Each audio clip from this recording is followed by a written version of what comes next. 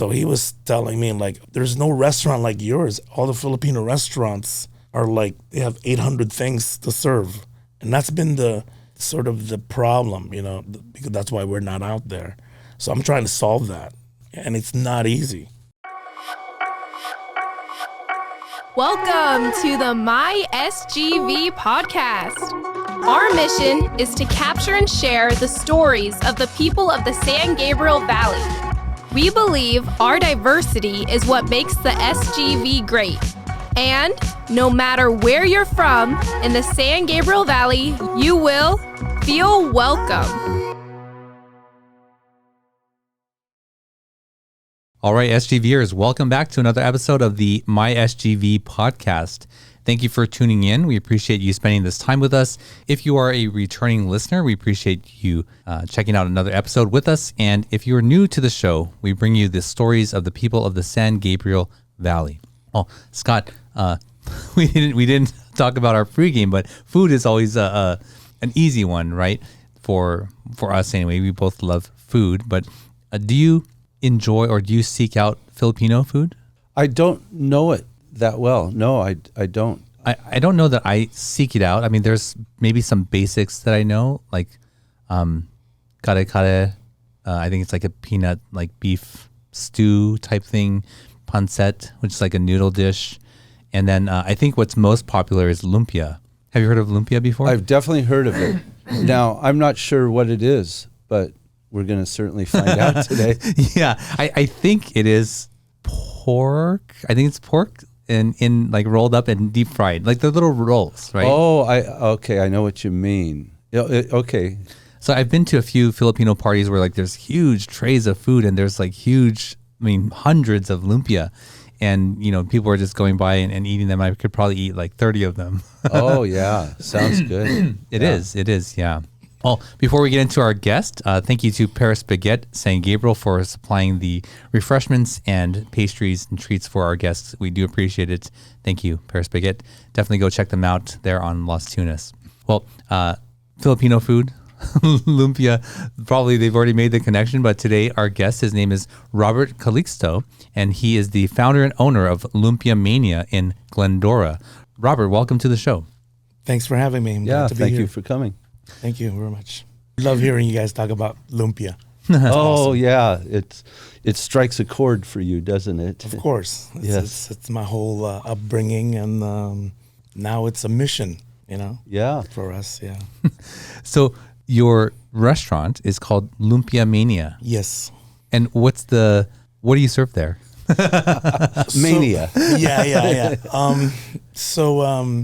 We're in the Glendora Public Market out in Glendora, which really strange place. When I found out about this place about a year and a half ago, my friend brings me out there. Robert, you got to go see this. I know you like vintage stuff, and you got to go check out this building. So I go there, and I'm sitting there. Wow, this is an awesome building. It's all brick. It's a warehouse that was Wonder Bread factory back in the 40s. And I remember, I was also in real estate for like 20 years.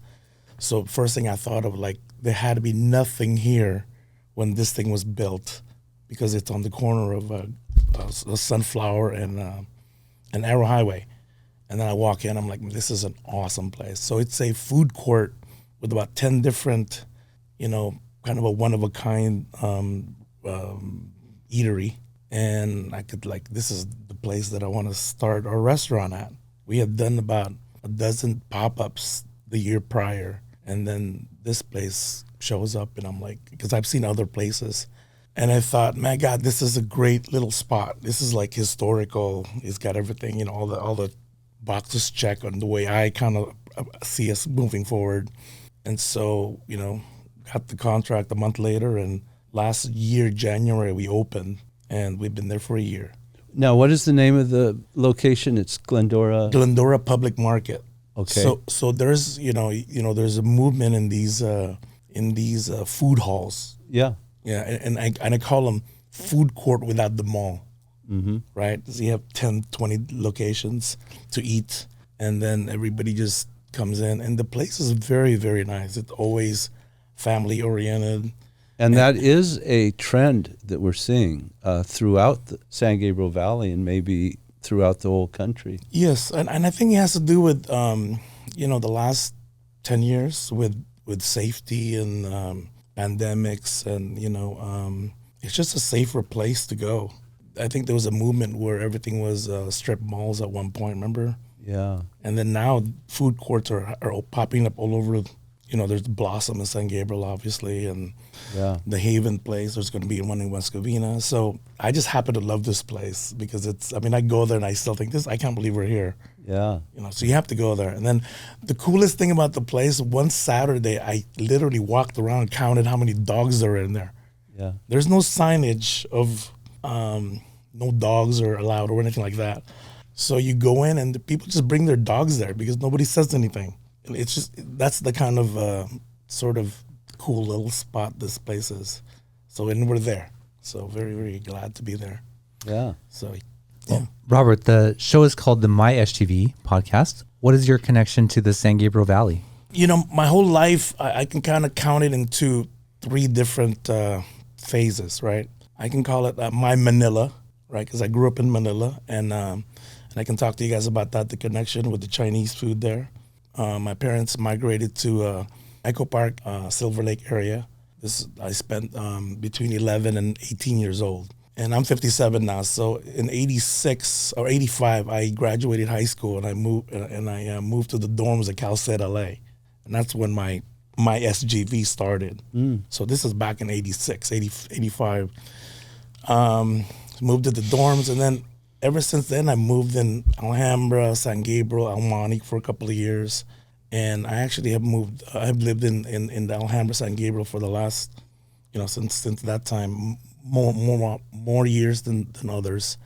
And I just moved to West Covina to be closer to Glendora 8 months ago. So, and I was telling Marty that I miss this area. I lived about maybe on New Avenue in Valley, just down the street. Oh, yeah.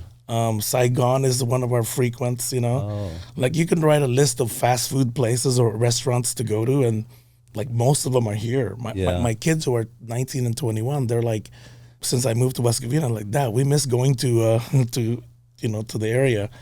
We have our basic list, and it's all of this. A lot of them are this area, Yeah, and you're not that far away in West Covina, but I guess it's a different world, huh? It's funny that you say that because I thought, okay, I'm going to be moving that direction. I'm closer to the restaurant, and there's a lot of Filipino restaurants there, so I can kind of like immerse myself back in that.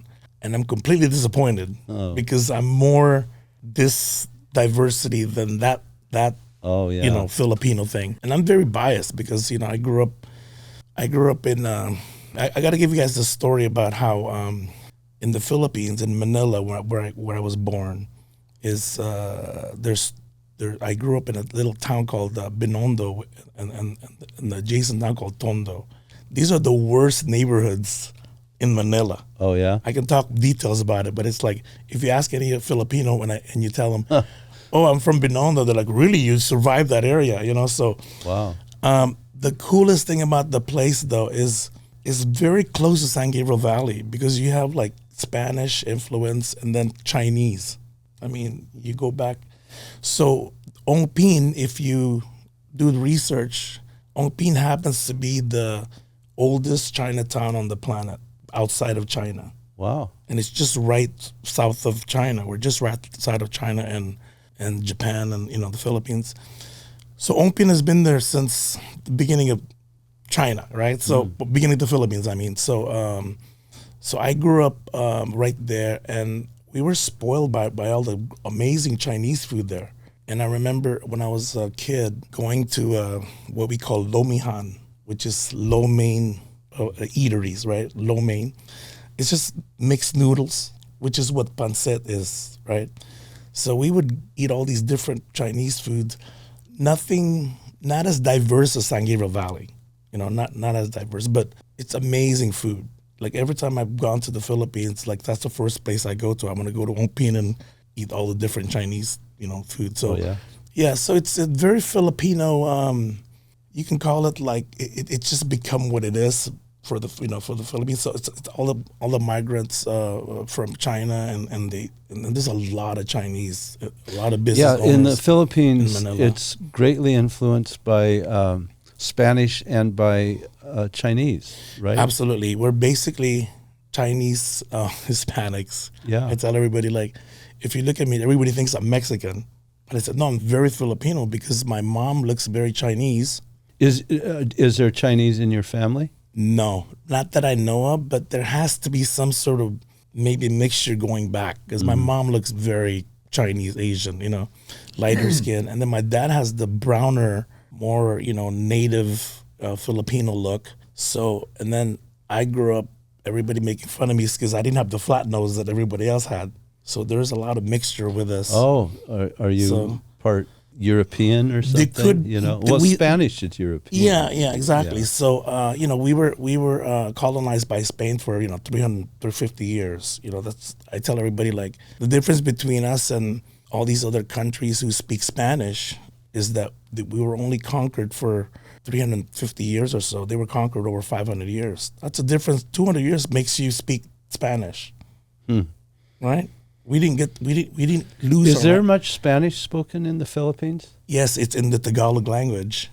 Oh. So half of Tagalog is like Spanish. And Really? Yeah, people tell me like, oh, you speak Tagalog. There a lot of your languages are like, they sound Spanish. I go, they are Spanish. Oh, really? Yeah, if you go to the kitchen, most Filipino people that speak Tagalog will speak Spanish in the kitchen because everything is in Spanish in the kitchen. If you take a sentence in Tagalog,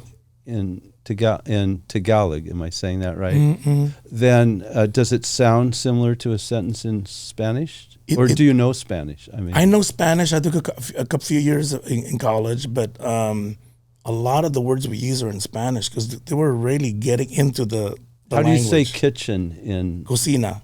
Oh, really? Yeah. So it's exactly the same. And I used to like joke about it, like, okay, cubiertos and platos and tenedor, Really? Yeah. And then the clock thing is, a la una, a las dos, a las tres. Really? Oh, yeah. It's like. I never knew that. And it's not part of Tagalog, it's Spanish because we were getting.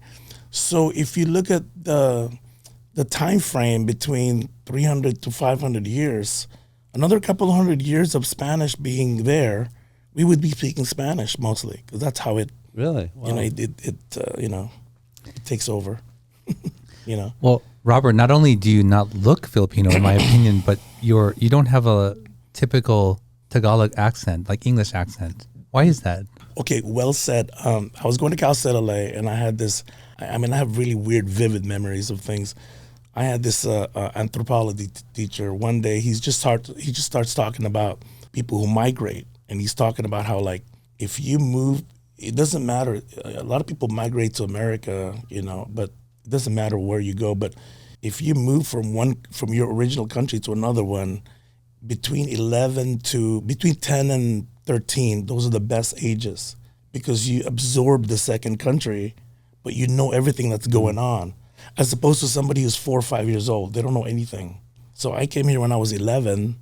I came here literally, I was 10 years old. A week later, I turned 11. Weirdest thing, my parents invited all these people. There's like 30 people in the party, and I don't know anyone, because I've only been here for a week. So the funny thing is, I grew up in Silver Lake Echo Park area, right? And then I absorbed English very quickly because in the Philippines, since we were after the Spaniards, we were kind of handed over to the U.S. That's the Philippine history. So the U.S. became our big ally, and they were sort of our second colonizers. This is in the turn of the century, in the 1900s, right? And so I speak. I actually got the accent from my area growing up in the Silver Lake Echo Park area. And years later, I've had people tell me, like, you have a Spanish accent, like a Mexican guy accent.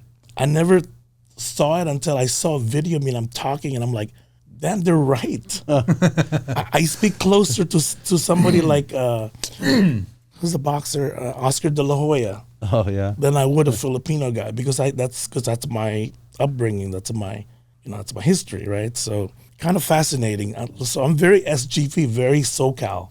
Yeah, right. In Yeah. that regard, right? Yeah. So, I mean, that's why it's like I'm very proud to have this weird memory. I have like weird, really like very vivid memories. Like how this happened yesterday. Little things from the Philippines, and I incorporated all these things into the restaurant, and it's our own website and stuff like that. So this restaurant, the first restaurant you've owned? Well, you said you had some pop-ups. Oh, yeah, actually, so this isn't the first restaurant I own. I co-owned we tried opening a restaurant. Well, we opened it for a year and a half. Actually, 2004, we opened Taste of Manila on Main Street and 4th in Alhambra. My sister ran the restaurant. I was in real estate, and I was investing, and I was, buying property left and right at that time. And it's always been like family narrative. You guys should open a restaurant. Somebody's got to open a restaurant. My mom and dad are just two amazing cooks. I didn't know this. I didn't know how spoiled we were until I got older. Oh, yeah. And I realized, like, everybody tells me, your parents are the best cooks. Like, they make the food and everybody, And I can, like, tell you, like, instances of why they're so good. Oh, yeah. One of them is because they don't skimp on anything. They literally put a lot of the good stuff in the food. Oh, yeah. Like I'll give you an example. Like, they would make pancit, right? My mom would make pancit, and it kind of became like a game because she was very competitive, and I get that from her. And she would blanket it with shrimp. And so the point that you don't see the noodles. she would bring this thing. And so one day, and I specifically remember like a party and then another party. One day somebody copied the idea because she would cut the shrimp in half, right? And then she would put it on top. So then somebody did the same thing, and we're like eating the pancit. I mean, pancit with any noodles with a lot of shrimp is much better noodles, right? And so she, I got a solution for that. So the next party she goes, she doesn't cut it in half. She just puts the whole shrimp in there to be more, So I tell everybody, like, if you want to open a restaurant and make it good, don't skimp. Yeah. Put the good stuff in there. So I put that idea with Lumpia Mania. So our lumpia is actually not pork. It's beef.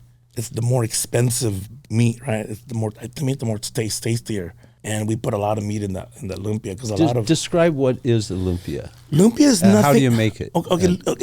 It's I tell everybody, like, once you understand, like, from one culture to the next, it's much tamer and simpler than it is.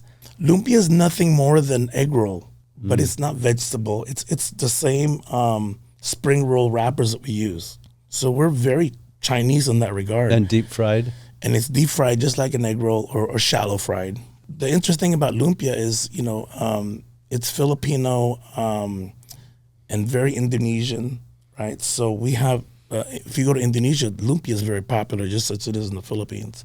And it's nothing more than egg roll, but we put ground meat in it. So traditionally, it's pork and shrimp and veggies. That's really like the traditional recipe. But my parents would always make it with ground beef. And then I figured I wanted to sell it to more people because pork and shrimp, So do you offer the varieties, though? No. Just one kind? We just have, I try to go, because I know the other side of the Filipino restaurant. That's why there's not a whole lot of, like, all over. They're not all over. They're not ubiquitous, not yet, It's because the Filipino restaurant, we put so much of the different food there. If you go to any, it's like we put so many options. So you've cut that down. You just focus. I really, really try. So we only have 5 items at the restaurant. That's smart. A lot of places do that. In-N-Out does it, right? In-N-Out is the pinnacle of simplicity. Yeah. One item. Yeah, exactly. I mean, literally, it's like burgers. Yeah. And then you're doing that. King Empanada King or King Lord Empanada. Lord Empanada. Isn't that the same idea there? They have just sort of. They also offer other stuff too, though. Oh, we had a guest who got inspired from her trip to Amsterdam, where there was a brick and mortar shop, and they only sell one cookie. Yeah, one cookie. I was like, what? Yeah. That's crazy. But so let me go back to talking about how it's in the Philippines and the lumpia is in the Philippines and Indonesia, right? So I think the Indonesians were conquered by the Dutch. So if you go to the Netherlands, they have lumpias there, which is really fascinating. Yeah. You mean originated there, or they were brought from? They were brought because just like curry's popular in England. Yeah, from India. Yeah, right. because in India, it's the same thing with the lumpias in the Netherlands because because of the whole Indonesian connection. But as far as like lumpia, it's nothing more than egg roll, but we put ground beef in it with. Here's the kicker. It's much simpler than the Filipino lumpia. So our lumpia has garlic, red onions, green onions, and water chestnuts, which is what my parents would put on theirs, and a couple of other ones, but I even simplified it even more. But the best thing about our lumpia is not just the lumpia, it's the sauce. We have our own sweet chili sauce that I put together, and everybody loves the sauce. It's a dipping sauce. It's a dipping sauce. Oh, yeah. A lot of our stuff, a lot of Filipino food has like sides for dipping, or, you mentioned kare-kare, right? You can't have kare-kare without the bagoong, without the shrimp paste. Oh yeah, I can.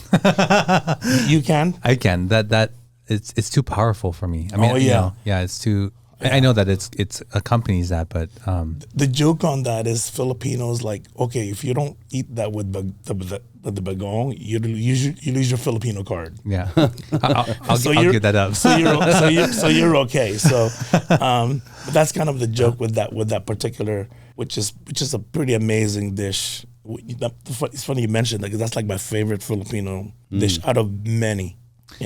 So was Taste of Manila, was it like a turo restaurant? No, it was a sit down. It was a tiny little cafe that we took over, and I think it seated like 20 people or something. And you sit down, and my sister made this awesome teriyaki chicken, and of course we had lumpias as well, and sinigang soup, and we had the halo-halo and stuff like that. We didn't have too many either, but it was a sit down restaurant.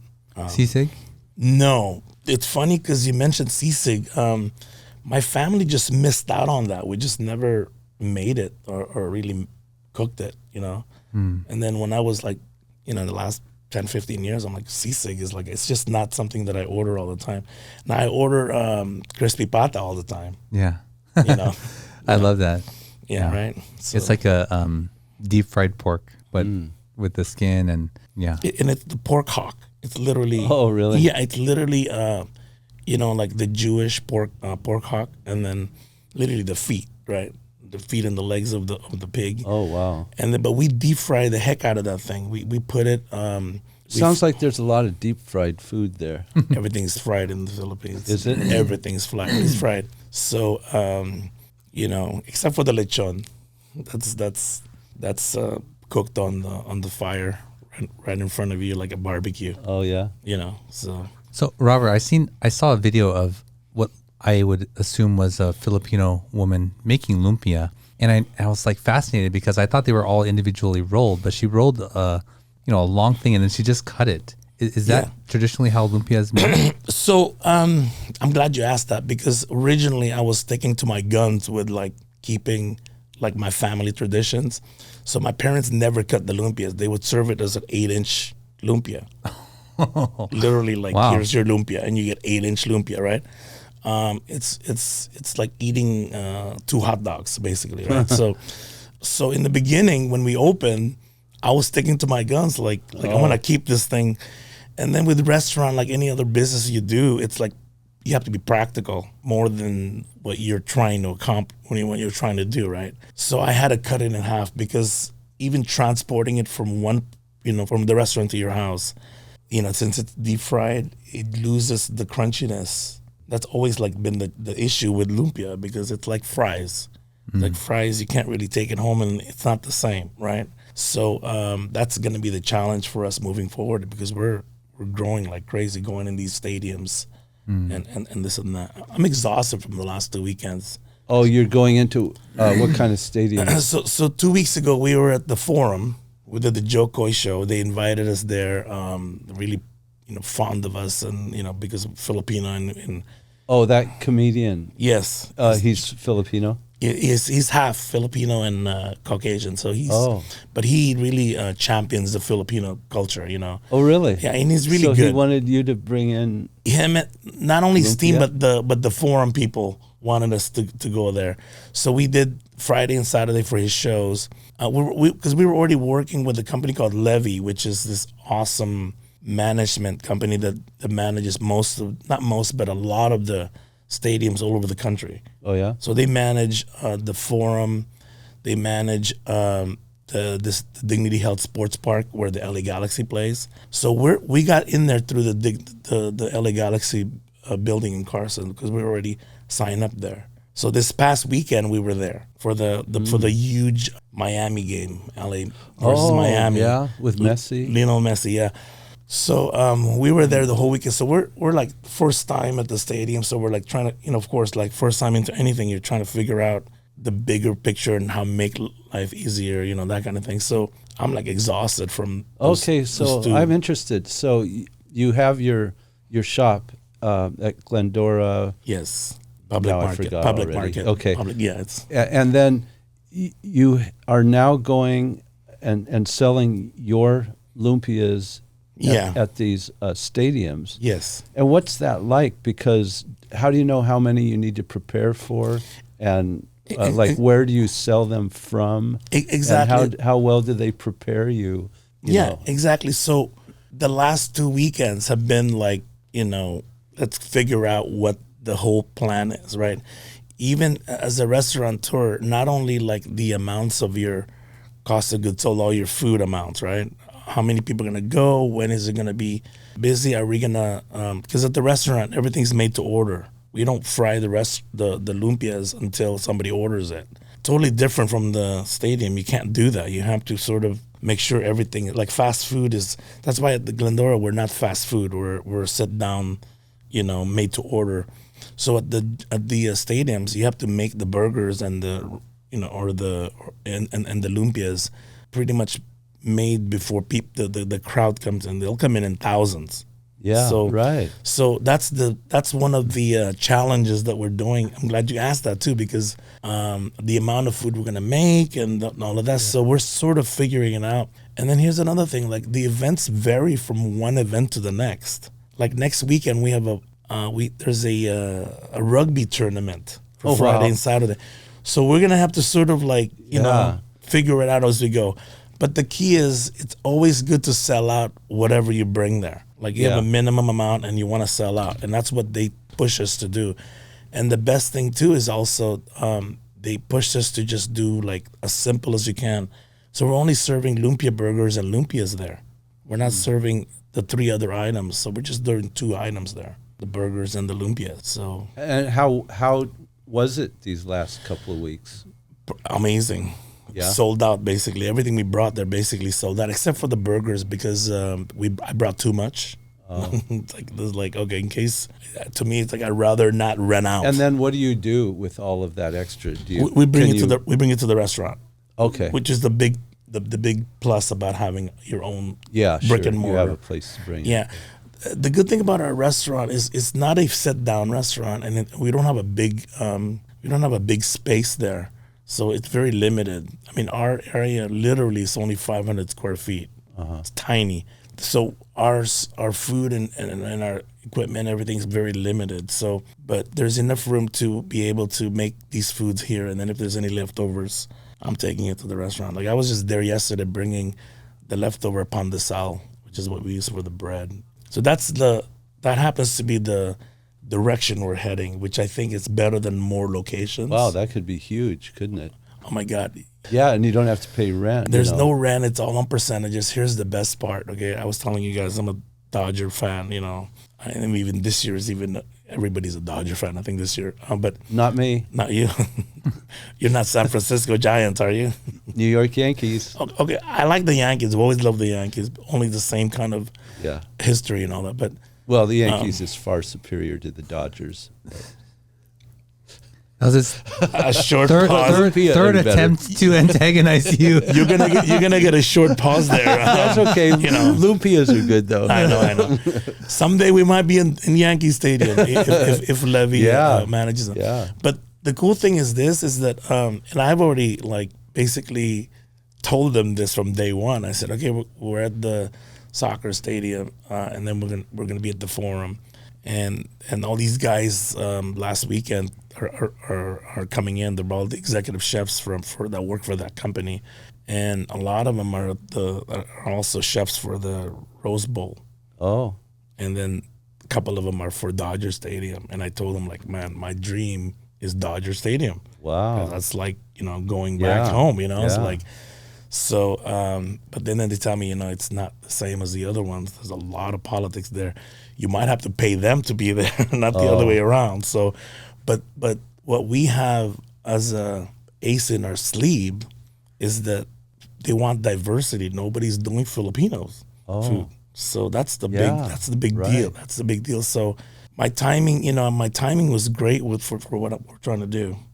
So hopefully you've got the connections. You've yeah. got everything. It's just like, don't screw it up. It looked on your social media that there was some politician with you that was Filipino. Is that correct? Yeah. So her name is Arlene Rojas. There you go, Spanish last name, right? Arlene Rojas. She's the councilwoman at Carson, right? Oh. So a friend of a friend knew her and invited her to like just show up at the Dignity Health Sports Park in Carson, and she shows up and a bunch of other people show up, and I'm thinking like, why is there no Filipino representation at these stadiums? Because they do have Filipino Heritage Nights at Dodger Stadium and I think a couple other stadiums. I just think that it's because they haven't had the right company to go in, because everybody's like doing. Matt, who's like the main contact that I have for Dignity Health Sports Park for Levy, he's an executive chef. That guy's really interesting. He's half Filipino. He's 6'3", so he's half Swedish, half Filipino. Oh. His dad is Swedish, his mom's Filipino, right? He's 6'3", but his face looks like my face. Really? Yeah, really interesting guy, and he happens to be the main executive chef at Dignity. So all these executive chefs from different stadiums, they all kind of collaborate. They all know each other. Really a cool little circle of amazing professional cooks, right? So he was telling me like, oh yeah, there's no restaurant like yours. All the Filipino restaurants are like, they have 800 things to serve, and that's been the sort of the problem, because that's why we're not out there. So I'm trying to solve that, and it's not easy, because I'm 100% Filipino, and a good percentage of us we're coming from the Philippines, so we don't have nothing. So we're like hoarders. We're like a little bit like hoarders. So we like to do too many things going on. We have material stuff. We don't throw anything away. That kind of attitude. So when it comes to the restaurant thing, it's like we just want to serve everything. So you go to the Filipino restaurant, it's not like your turo. They also have like 800 different things over here. Really? And then the things over here. You go to any Filipino restaurant. Where would you see Filipino restaurants? Like there's a Filipino town near downtown In Echo Hollywood. Park. In Echo Park, yeah. That's I grew up in Silver Lake, that area. But since I went to John Marshall High School, I never hung out at that area because our rivals were right there. John Marshall in Pasadena? No, that's another one. That's the I think that's a parochial school. Ours is the L.A. Griffith Park area. So where they filmed Grease and all all these movies there. Yeah.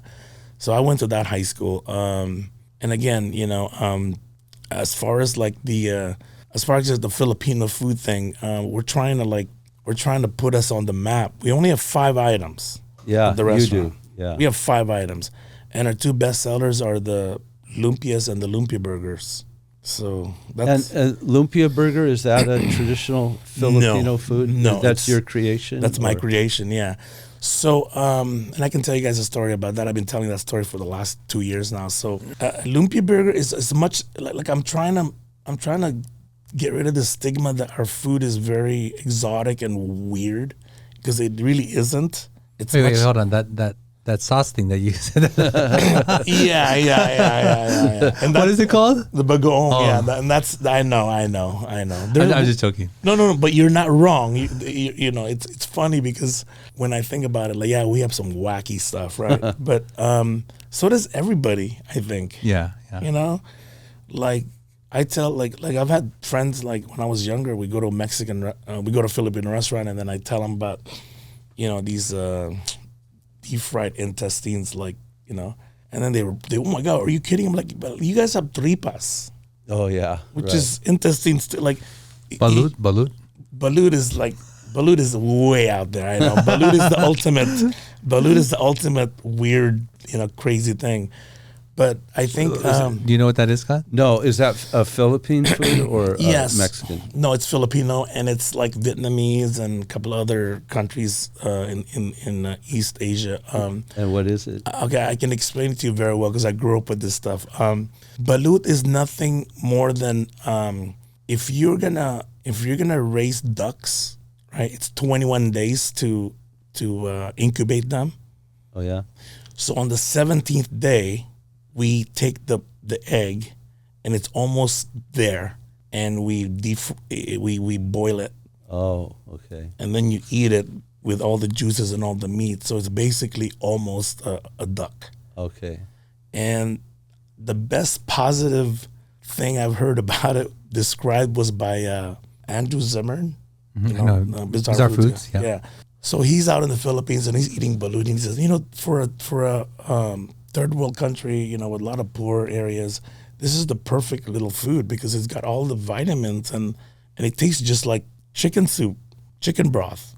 And I grew up eating that thing, never eating the whole thing. I would just suck the juice out of it. That was my, and it's very, very healthy, you know. But it's really weird because if you open one side, you'll see the head and the eyes and the feathers forming. Wow. So that's balut. Ah. Well, I mean, people may believe like, you know, eating raw fish is also very weird, right? I have a great story on raw fish. Because I'm probably all over the place. I have a million things in my head to talk about. But I did research on how one food becomes Americanized. Like, why is a hamburger, you know, why is that like an American standard, right? Staple, hot dogs, pizza, right? So all these foods are from somewhere else, obviously, right? So, you know, in the last 40 years, you know, I've been like thinking about how these things happen, and Taco Bell actually put tacos on the map. That's why I'm calling Lumpia Mania Lumpia. I want the word lumpia in there, you know. So Taco Bell became ubiquitous in America tacos became ubiquitous in America because of Taco Bell. It wasn't anybody else. It was Taco Bell. They literally put tacos on the map, right? So it made me think of a memory that I had. So back in '85, I had just graduated high school. This is a story that I tell everybody of why there's so many Japanese restaurants everywhere now. But that wasn't the case back in '85. When I was going to Calixto, LA, there was Yama Restaurant on Main Street, which was the only Japanese restaurant in San Gabriel Valley. I didn't know of any other, really a lot of other Japanese restaurants, right? So going back, thinking about all this, and I go, oh shoot! I remember when I was in right after high school, my friend takes me to my friend who had a lot of money. His family was very rich. They lived in Los Feliz versus I lived in Echo Park area. He takes me to J-Town, Japanese town, and he takes me to this awesome sushi place, right? And they, you know, all the Japanese restaurants, they're varying different, you know. Udon more towards ramen, and you got the sushi places. Of course, most of them are sushi places. And I specifically remember in '85, around I think it was September, right after high school, we're sitting there and we're talking about the menu, and it's about 90% sashimi, right, and then sushi, right, Japanese food in '85, and in the corner or in the back, and there's like, oh, California roll just got invented. Check this out. It's like the simpler California roll, right? So we ordered that too, and we have, of course, hey, you ready for sushi? Back then, when you say sushi, you're thinking of what? Raw fish, sashimi, right? If you fast forward 25 to 30 years later, it's reversed. Think about it. The typical Japanese restaurant that everybody goes to, it's 25, 30 different versions of the California roll. And in the corner is a sashimi, right? So that's how Japanese restaurants became very, very everywhere. And it's it's not as weird thing with the raw fish anymore, right? Oh, you mean they've kind of adapted to the American taste? You have to become mainstream in America. You're not in the Philippines. You're not in Japan. To be mainstream. To be mainstream. Right. So that's what I'm trying to do with Lumpia Mania. Yeah. Without losing the original thing about it. So Well, that's the goal. I want to get into the creation and what the lumpia burger is and looks like and tastes like, but we asked each guest to bring an item of significance with them. Robert, what did you bring with you today? I brought this magnet for a car, which I ordered back in 2015. That's the origin of Lumpia Mania. Oh. So this is significant. I mean, it's nothing that I kept for 20 years. This was created in 2015. My dad had just passed away, and the service was in Vegas. I came back that December, and there was a weird thing in my head, like to kind of honor my parents, and then that kind of thing. So I put this Lumpia Mania together. I literally wrote down everything I wanted to do. Create a lumpia, and I even wrote down what the mission's gonna be, to put lumpia on the map in America, to make it mainstream, just like tacos, and hamburgers and pizzas, because it wasn't gonna be pancit, it wasn't gonna be kare-kare, it wasn't gonna be adobo. It's gonna be lumpia, because I just thought this is the easiest thing, and it's the dish that disappears at all the parties. Really? And it's easy to eat. Yeah, it's egg rolls with meat inside. It's it's so obviously like simple. Why isn't this thing everywhere in America, right? So I remember putting all this down. I even wrote down I still have the paper of how the logo is going to be. I was going to put the Philippine star and the American, the Philippine sun and the American star, right? But what's funny is the restaurant, this happened 2-3 times. They're like, "Hey man, you guys are from Dallas? You like that?" Oh, Dallas. Dallas. I go, Cowboys. Yeah, and I have to tell them, let me educate you on that star. That's not from the Dallas Cowboys. That's from the flag. If you look at the flag, it's literally that color scheme, and the Dallas Cowboys took it, right? Yeah. So I put together this logo, and I actually had a friend of mine who had a signage company actually built this for me, and he goes, "You put it on your car." And I had like different financial challenges at the time. I was really doing construction. I had a construction company I was running. So I went from doing real estate for like 20 years and got into construction for about close to 10 years. And I'm still doing construction, but the restaurant has taken over my whole life, right? So I had this made in 2015, and I left it on the refrigerator. Mm-hmm.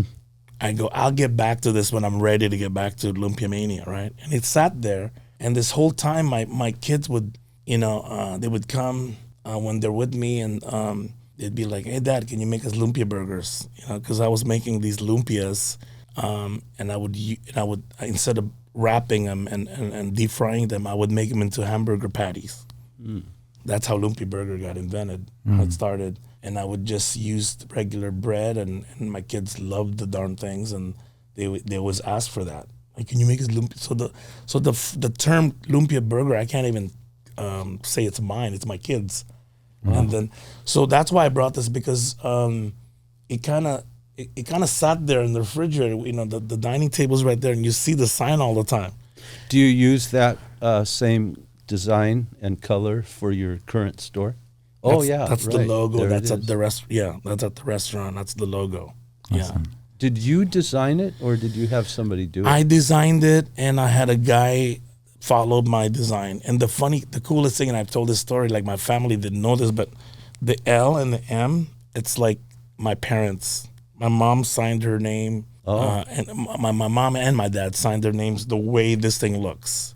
And I had the guy pick some funky font to kind of match that look. And my dad's name is Lamberto, and my mom's name is Mercedes. So it kind of it was kind of very personal there. Yeah. And I thought Lumpia Mania was like, oh my God, that's like, nothing rhymes with lumpia but mania to me. Yeah. So it just makes sense. So, everybody tells me, "Oh, you're onto something with the name and all that." I'm like, yeah, I think so. But, now we got to do the work. But yeah. Well, Robert, we're going to take a quick break and come back to what drew me into Lumpia Mania, which was people giving reviews, live reviews or reviews on social media from your Lumpia burger. So let's take a quick break and we'll be right back. At Wormuth Law, they believe that just because you speak a foreign language, come from a different culture, or simply don't know how to navigate the legal system, that should not prevent you from compensation from injury or receiving benefits.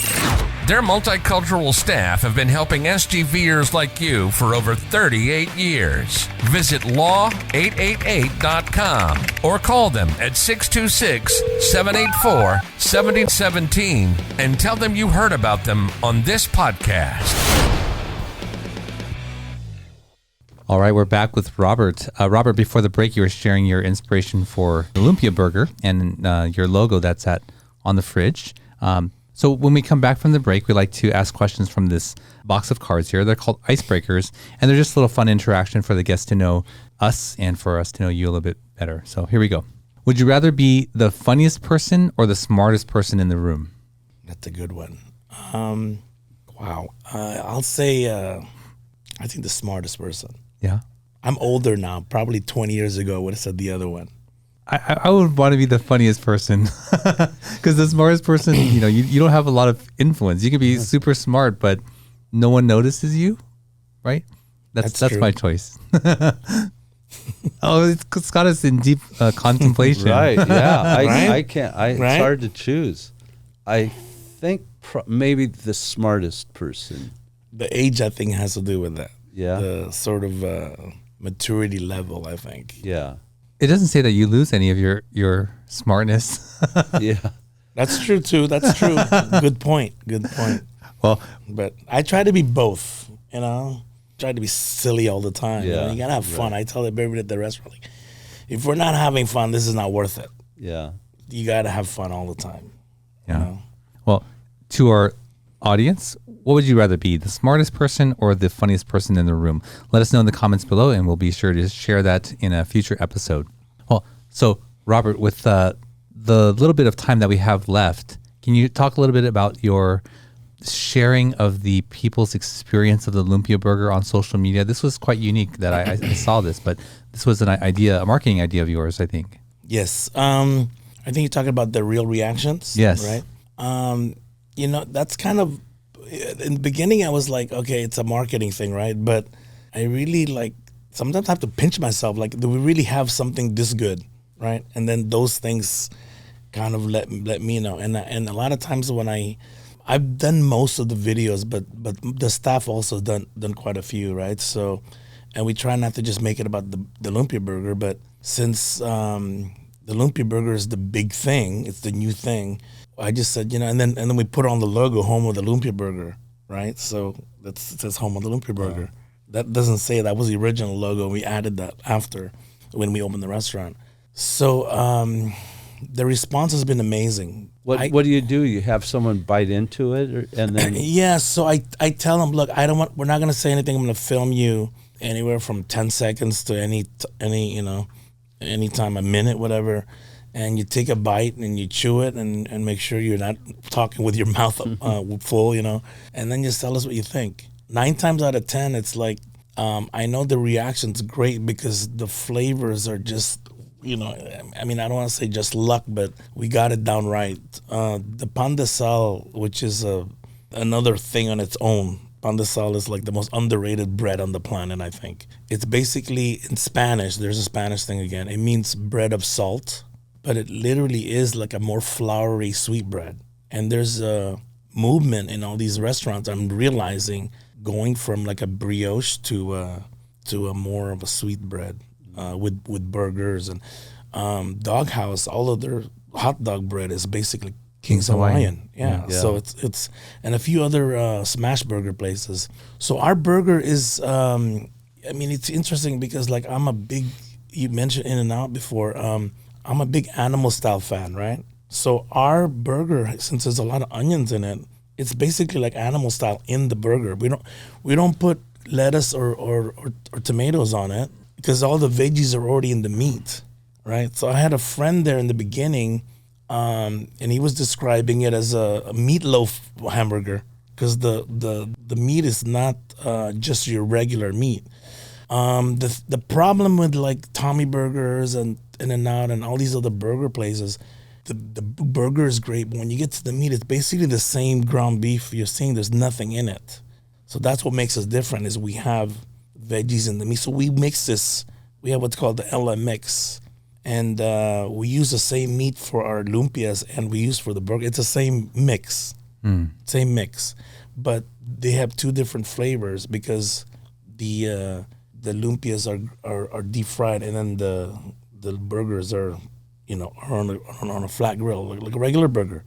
And then we use the pandesal as the buns, and then we put bacon and cheese. And here's the thing: I add butter to the pandesal because that butter and pandesal is the best thing.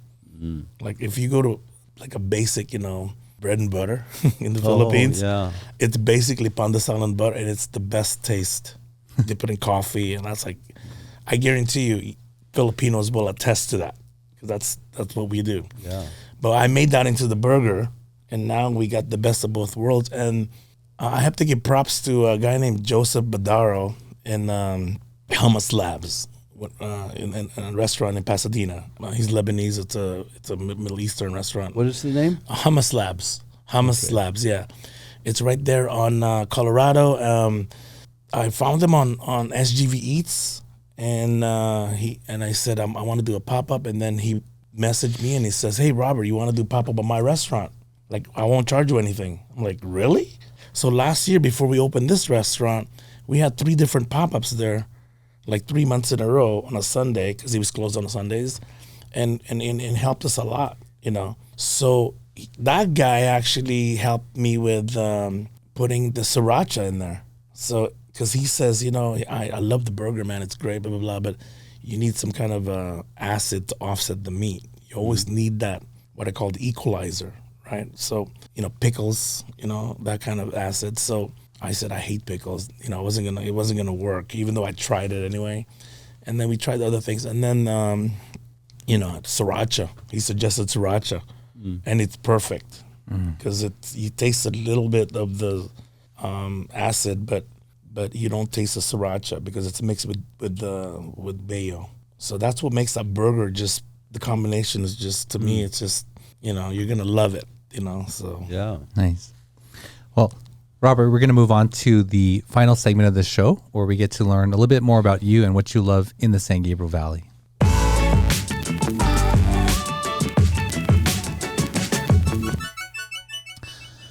Robert, this is what we call the SGV3, and we ask you to share your 3 favorite or most memorable places or experiences in the San Gabriel Valley.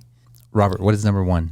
I'm going to say number 1 is the Japanese garden at the Huntington Library. Oh, okay. So very specific, not just the Huntington Library, but the Japanese garden. Not just Huntington Library. I love the Huntington Library. I've been there. I have a really cool backstory to that. When I was in grade school, like so I had just come to this country. You have those little trips, those field trips, with a little half a paper and your parents sign that. And we go to this place, and I just remember 2 things: the pink lady and the blue boy. Oh. Remember this at the Huntington Library? And I don't remember anything else. So years later, I go back. I'm like, okay, this is the place I went to when I was a kid. And then I discovered, like, oh my God! And I was getting more into gardening and that kind of thing.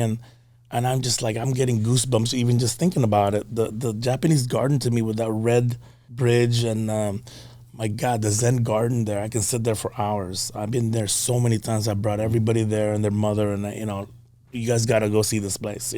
So that's my place.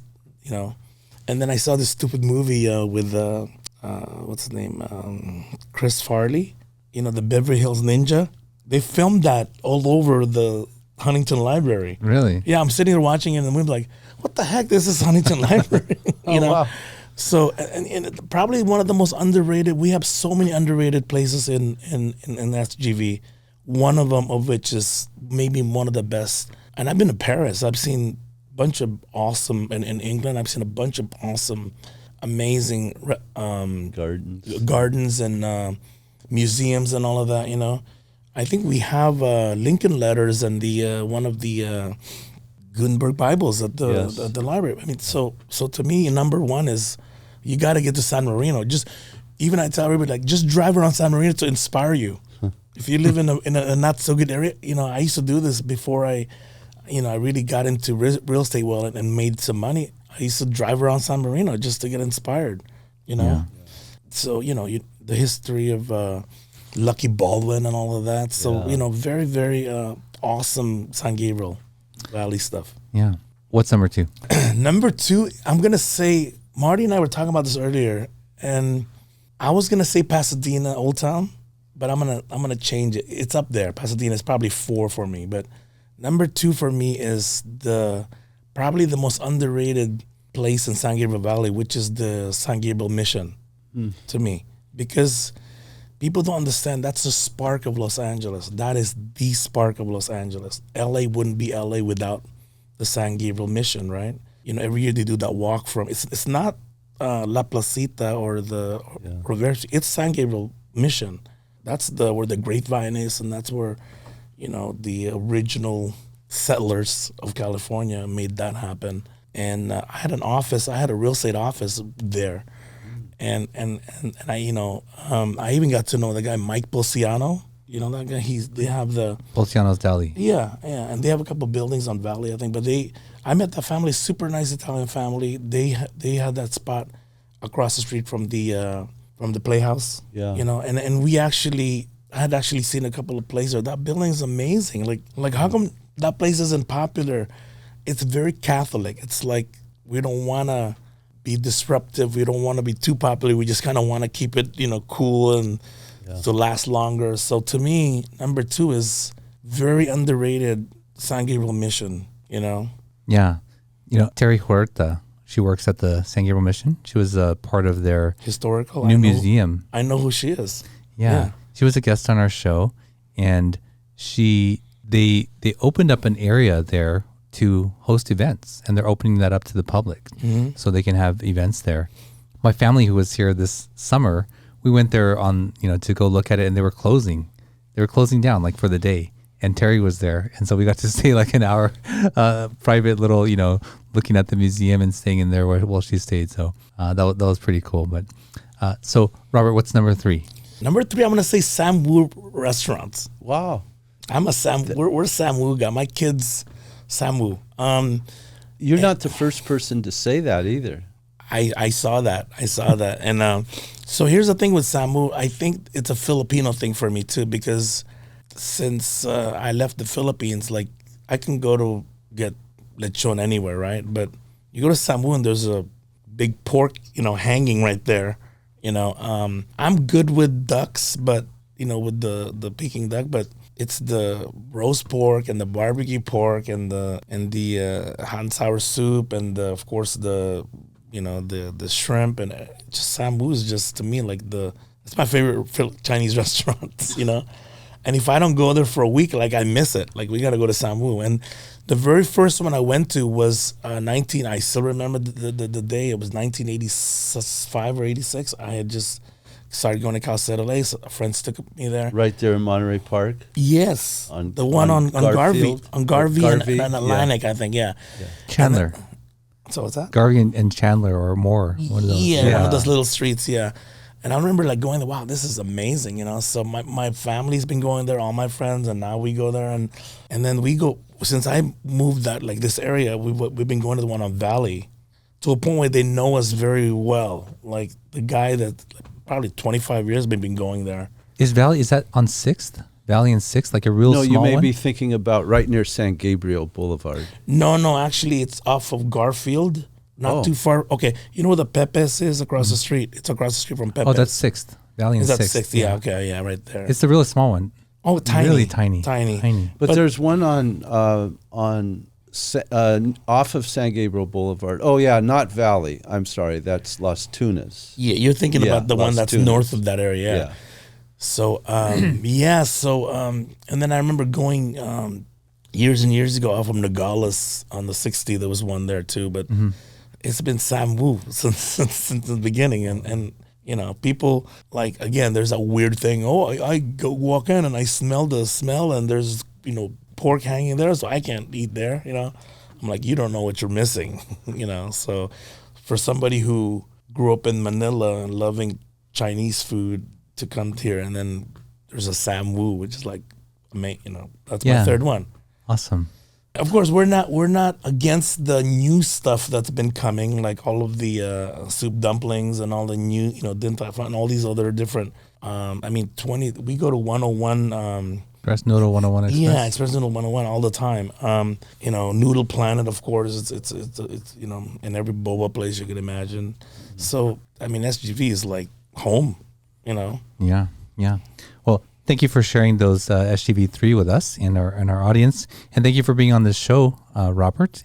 If people want to come check out Lumpia Mania, can you let them know again what's the best way to come see you? Yeah, so we're located on the corner of Arrow Highway and Sunflower, 905 East Arrow Highway. We have a website, www.lumpiamania.com. You can actually order and then pick up. Awesome. We have Grubhub and we have, Uber Eats, whatever, and we're right there. And then we're, soon to open at the next stadium near you. and what's your Instagram handle? At Lumpia Maniacs. Awesome. Thank you, Robert, for being on the show with us. We appreciate it. Thank you, guys. Thank you. Thank you. Well, there you go. Another show in the books. We appreciate you spending this time with us and learning about Robert's journey here and his love for food, it seems, and for Filipino food, lumpia especially. So definitely go check them out in Glendora. Robert, he extended an invite to our crew here to come check it out. It's quite a drive, though, I think. So I'm not sure we'll have to plan a day to go out there, but definitely go check them out. I'm looking forward to it. Thank you. Yeah. Well, if you like this kind of content, please consider subscribing. Don't forget to like, share, and subscribe. You can always find our full catalog of episodes on our website, mysgv.net. And until next week, we'll see you then. Thank you for joining us on the My SGV podcast. Check out more of our content on our website, mysgv.net. This show was produced by Russell Mono and edited by Victoria Allers of Kind Monster Productions.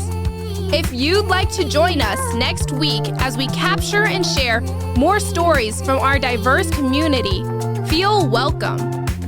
Nice mother. No, kind mother.